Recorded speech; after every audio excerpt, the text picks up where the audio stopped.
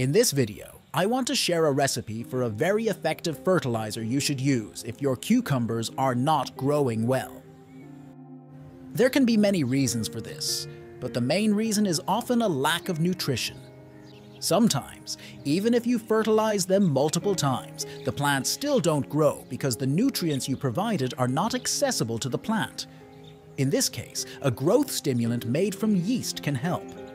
I'll give you the recipe in this video, so watch carefully. Don't forget to like this video so you can find it easily later.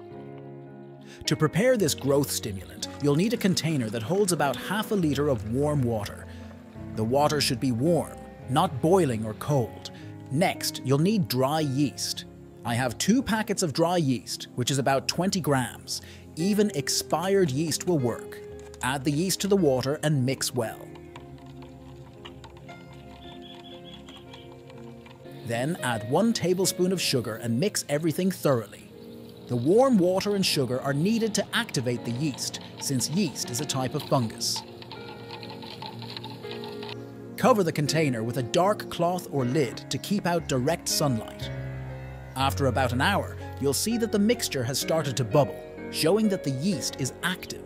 If your yeast mixture looks like this, it's ready to be diluted and used for your plants. Next, you'll need 10 liters of water. I used a bucket and filled it with water. The water should be warm or at outdoor temperature for the yeast to work effectively. Cold water won't work. Add the entire yeast mixture to the 10 liters of water and mix well.